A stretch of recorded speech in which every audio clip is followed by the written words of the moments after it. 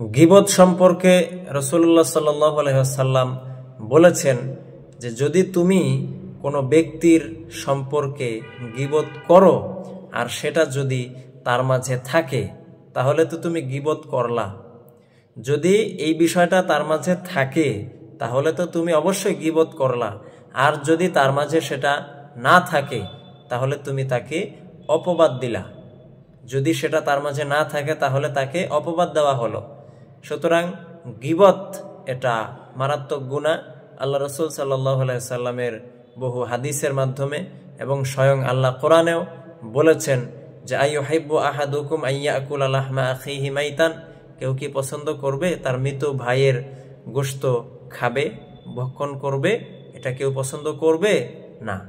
তো কেউ যদি গীবত করে তাহলে বিষয়টা এমনই, সে তার মরা ভাইয়ের গোশত খেলো, বিষয়টা এমন। তো এর জন্য গীবত করা যাবে না। যদি তার মধ্যে সেটা থাকে তারপরও সেটা ওইভাবে বলা যাবে না। হ্যাঁ, গীবতের মধ্যে যে সমস্ত সামাজিক বিষয় জড়িত, মানুষের ক্ষতি হওয়ার আশঙ্কা আছে, ইসলামের বিষয় জড়িত, সেই বিষয়গুলো কিন্তু আবার বলতে হবে। তখন না বললে আপনি গুনাহগার হবেন। সমাজের মধ্যে এমন কিছু দোষ ত্রুটিওয়ালা মানুষ আছে যে মানুষগুলো সম্পর্কে আপনাকে যদি সচেতন করা না হয়, এলাকার মানুষকে যদি জানানো না হয়, তাহলে কিন্তু তখন আবার সেটা মানুষের জন্য, সমাজের জন্য ক্ষতিকর হবে। এই জন্য এই বিষয়ে কথা বলতে হবে, এটা গীবত হবে না।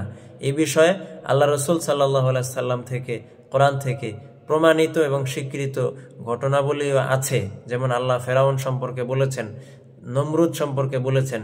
রাসূলুল্লাহ সাল্লাল্লাহু আলাইহি সাল্লামের হাদিসের মাধ্যমে আমরা বিভিন্ন ব্যক্তি সম্পর্কে জানতে পারি, আবু জাহেল, উতবা, সাইবা, এদের সম্পর্কে জানতে পারি। এরা তো সামাজিক কীট, এদের ব্যাপারে এটা বলা যাবে, কোনো সমস্যা নাই। এদের আলোচনা চলবে, এদের বিরুদ্ধে গীবত চলবে। এই গীবত করলে আরো সওয়াব হবে। আল্লাহ আমাদেরকে বুঝার এবং আমল করার তৌফিক দান করেন।